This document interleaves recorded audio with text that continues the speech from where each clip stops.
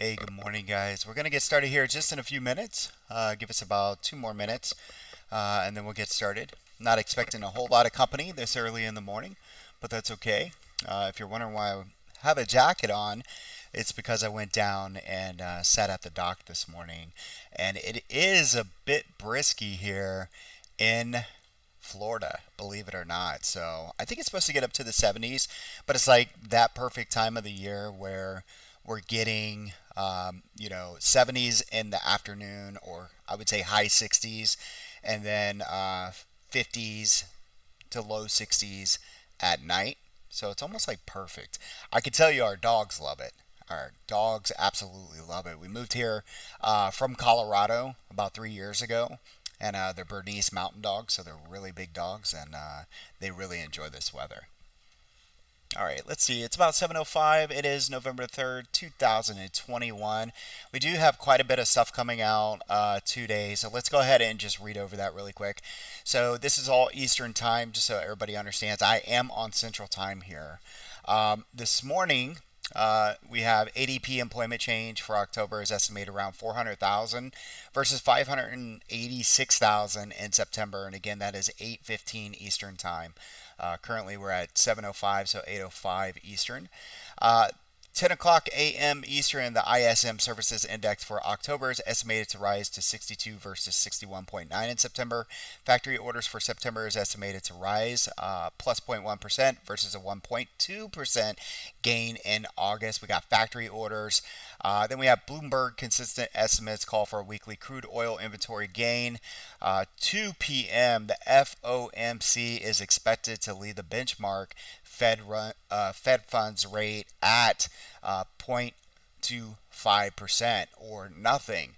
Upcoming splits, none that were noted. Other potential market movers are out there as well, and we'll go over those here in a second. Let's go ahead and minimize this. So what we're looking at here is a trading view platform. Just to get used to my screen, I'm going to be using trade view and also thinkorswim. Okay, so we'll kind of jump back and forth here. Let's go ahead and minimize and push this across. All right, so first of all, we are going to look at the ETFs. All right, so everybody knows Trendy, we have this neutral strategy. And because we have that neutral strategy, it's important that you understand how to trade it. So basically, what I'm looking at is we go long, okay, over the top of the neutral into the targets above. All right. And so basically, as soon as SPY jumped over the 459.79, we're looking for 461.18. As soon as the Qs went over 386.39, you're going long into 388.96. As soon as the DIA went over 358, we're looking for 360, and so forth. IWM over 228 gets us into 234. So the neutral strategy is working really, really well going into this week. All right, and if you missed it, check out my Twitter handle and you can watch the videos there, and I explain very thoroughly how I trade these. Now, it looks pretty simple, but it is somewhat complex, meaning I use supply and demand, Fibonacci, but also Fibonacci extensions. Okay, and then I put all that together, and because I use those levels, it gives us a really high probability of success, right? But do know that I go in detail where I like to place stops on my other videos. Okay, so everything I trade, I think about risk. All right, very important to understand that. All right, so things look pretty good. I mean, far as SPY is concerned, I'm looking at a 4-hour candle going into today. We do have a little bit of what I would call a chaotic move, and so price is left down here in a hurry. All right, so for any reason that price pulls back, this is going to be our support at around 459.79. That's if it breaks the 9 EMA.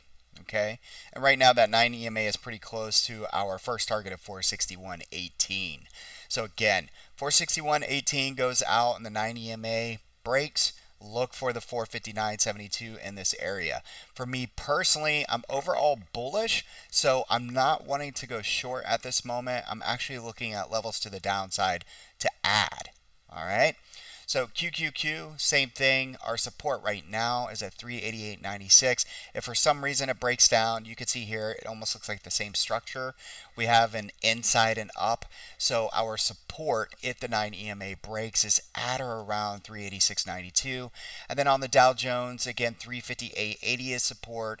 Resistance going to be up here at 360.37. And IWM's been a banger this week. We got to T3, but check it out. We're just kind of hanging out there. So I need to give you some extension targets really quick. What we're going to do is go from this T2 into this T3. We're going to double click. I'm going to come up to about 38.2. Okay, to 618 right in there. And we're going to use these just in case the market wants to pop a little bit. So we're looking at 235.35 and 236.21. That covers, again, SPY, Qs, DIA, and IWM. Overall bullish. If we get the pullback, look for those support levels to hold. Let's go ahead and minimize this and go into focus trades. Okay, so the first one I'm going to be looking at, and this was a member request. I like the chart. It's TOST. I'm looking at a 4-hour here. I try to make this as simple as I can with a entry on reclaim, and then I have targets to the upside. When you look at this chart, it's a newer issue. You can see price pulled back, basically, took people's money here on the open, went sideways, which is very common, and then we consolidated. Once we took out this pivot high here around 58.40, we got that breakout. And just like I was showing you on the ETFs, this is a chaotic move, okay? This is not a normal move, for stocks. 2020, 2021, you could argue the fact that this is becoming normal, but this is a breakout level where price has not come back to fill orders. So a lot of times when we see something like that, that is a yellow flag, but we're going to follow the trend and trade the momentum.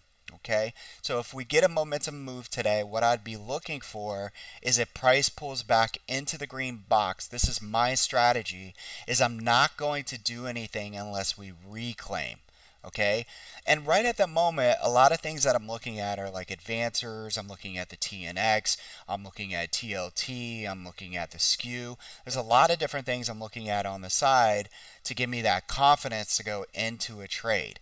But as soon as we reclaim my target area, then I'm looking for that move. Nice little flag. We break that, boom. I'm looking for the extension targets up here. And you can see these numbers, 68.38, 69.15, 69.77, 70. If it breaks below the green box, let me show you what I'm going to do. Okay? If price breaks below the green box, I'm not going to do anything. Matter of fact, what I want to do is concentrate right here on this 9 EMA. Okay, the neutral or that entry on reclaim, that's for something if price breaks there and we come down into that area, then we're looking for support there. Okay, all right, so again, if we break down into this area, I'm looking for a reclaim. If we break below it, I'm looking for the 9 EMA. All right, and that is TOST. Let's go ahead and go to our next one here, which is going to be Microsoft. Now I entered some pretty high delta options yesterday on this, and it looks like pre-market, they're up a little bit, about $1. They had some news come in overnight. Just to let you know, I'm not a huge fan of news, all right? So the way I trade is basically off of technicals. News is just a catalyst that helps move price in our direction, right? Think about that. Say that over. News is a catalyst that moves price in the direction of our trade. All right, so right now we're just following the trend. Check out these EMA clouds, okay? EMA clouds, they're here to help me stay in a trade. Notice here on the trendy indicator, these are proprietary to our service here. We had a buy signal come in at or around 315, and everything's looked pretty good since then, and we are holding this cloud on a higher time frame. This is a 4-hour for right now. If we break out this morning, I'm looking for a possible move in a 335.75 by 337.21, and I would expect some resistance there before we take our climb higher. Now, if I'm completely wrong and the market pulls for any reason, I would be looking at support around 329 by around 322. this green box here. What was resistance then becomes support. Okay, so that is Microsoft. All right, next one we're going to be looking at, let me go ahead and pull up, is going to be Tesla. All right, how many of you guys got in Tesla, right? I see that it's changed a lot of people's lives, and that's a good thing. Here we go on 4H. This is what I'm looking for. I put this out a little bit earlier on Twitter. I think it's moved since then. Let's see. It's up about, yeah, it's moved since then. It's at 11.79, so it's up about $7 here, which really, when you think about the price now, that's not really that much, is it? All right, so this is the 4H. This is the channel that I outlined. My channel may be different than yours, but this is what I'm looking at. And you can see here, we've already broke through our resistance, and we hit that target since I put out this tweet this morning. So we're hitting our target, all right? And right here is going to be resistance until it's not. Once we break over that, trim and take profits is in this area of 1191 by about 12.67. You could also, try to get back up here towards the underneath of this base candle. One thing to note when we zoom in, this area is really important, right? This is like a gap fill. You can see when price left here, we indeed came back from the channel, and then we push right back up into that gap fill. And now it's just a consolidation here around that entry on the reclaim. Okay, so far things are working like they're supposed to, but I would be careful. I think a lot of days like today where we have news catalysts coming out is that the overall trend always takes, precedent. It's always there, and the news just kind of gives you a temporary pull and creates fear, unless it's something very, very detrimental, which could change the entire trend, right? So what I look for is the overall trend, and the overall trend right now is extremely bullish. So therefore, I'm looking for areas where I'd want to buy, and that's why I have this entry on reclaim. So just like on TOST, this would be the same exact thing. For some reason, let's just say we pop on open, and let's just say, like most traders, you might be a little scared to take this right away. Say it doesn't get up here and it just immediately starts to, fall like this. What I'm going to be looking for again in the green box is that buyer step in, and then I'm looking for that reclaim. If it doesn't reclaim, I'm leaving it alone, and I'm looking for my next EMA, which for me is the 13, folks. Okay, those are my levels that I like to use. It's no secret sauce. But just to talk about this EMA cloud really quick, this is very complex. It's not just EMAs. We have momentum candles that change when considering the crosses on the EMAs. We also have candle structure formations that create buy and sell signals, and these things work really well. And you can see here we had a trendy buy signal come in at or around that this level here at 912, and because of that, boom, you can see what's happened since then. All right, this line here, this EMA, that's just to help you stay in price. All right, and right now we're sitting right on that line far as the 4 hour is concerned. Okay. All right, so let's go ahead and move on.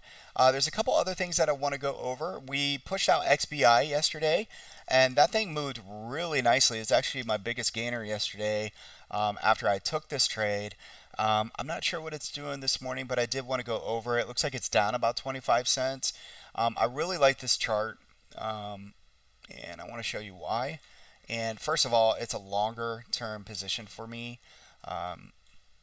This is what it looks like. All right. So we have a little down channel. We are just barely pushed over that channel.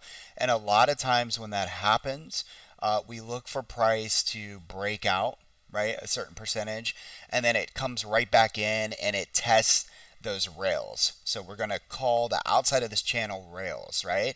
And once we break out of there, a lot of times, a lot of traders will be looking at the same thing, and you immediately get some sort of, flush. And then what you'd want to see is at the rail, and then right here, these EMAs are going to hold, and then price just kind of picks back up and continues to push. So you can see right now I have another target here at 134.40. We did hit my target that I gave out yesterday. And now again, I just want to see the rel, the overall cloud, and this target hold by close today. You can see here also we have some selling pressure. That's what we came up into yesterday. So it's okay that we're down 25 cents or whatever right now. All right, and on the week we're up about 5.17% in the stock overall. So what I trade equity and options and futures. So all of these charts I use for the same methodology I can use across all instruments. Okay. All right, so that's XBI. Now let's go ahead and go over here into trade plans, a little bit bigger picture. AFRM, again, I bought some of these. These were expensive. And then what's going on here? Let's see. All right, so you can see we're up about 32 cents or so. I wouldn't say it's the prettiest chart. It is if you took it over this breakout, of course, but the immediate chart on the weekly, to me, it looks like, we could definitely get a push here, but it looks like it wants to go inside. So when I say inside, it needs to close within the body of this candle here, which means it can fluctuate before Friday's close somewhere between 156 and then up here towards 162 or so. All right, and current price is hanging out at 156. Okay. So again, we could see 162 or so, but I wouldn't expect it to get over that.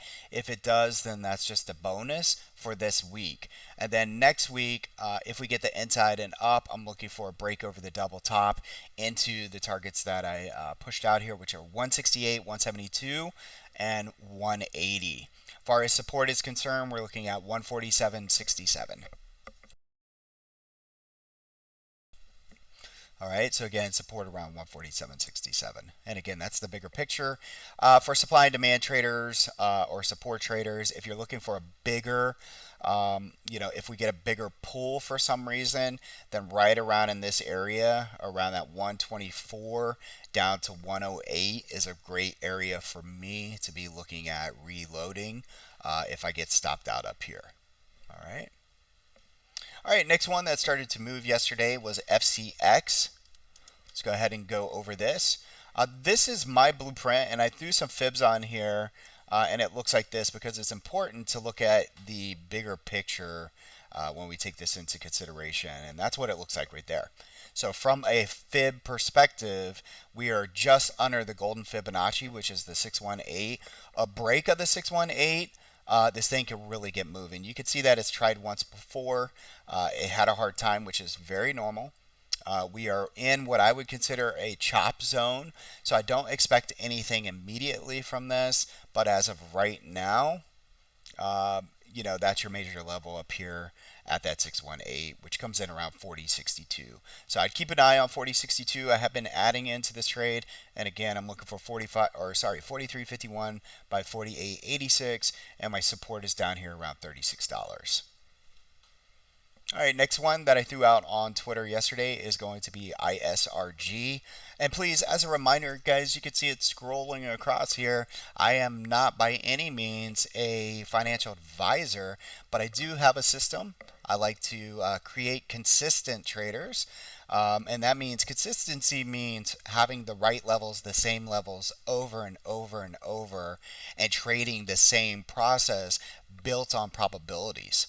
All right, that's probably one of the most important things that I learned growing as a trader is that you can't flip-flop. Well, first of all, you have to have a really good process, right? And a good process, because the probabilities are in your favor. And when you understand that the probabilities are in your favor, then you tend to take the same sort of trades over and over. And you don't get upset when they lose. You get upset when you don't follow your process, okay? All right, so let's see. Matter of fact, what I want to do here is, this ISRG, this thing looks pretty solid. All right, we're going to bring this up here on a daily. And I'm going to show you this pretty chart that I put together last night.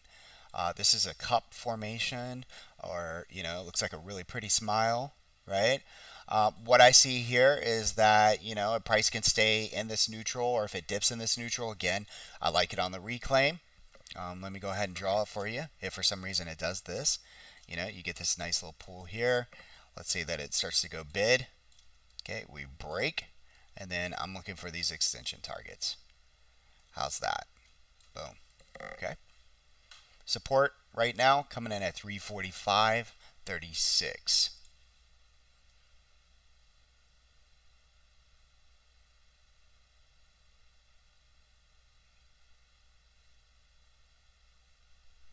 All right, let's go ahead and go over some more that I'll be covering as well. I mean, it's early, why not?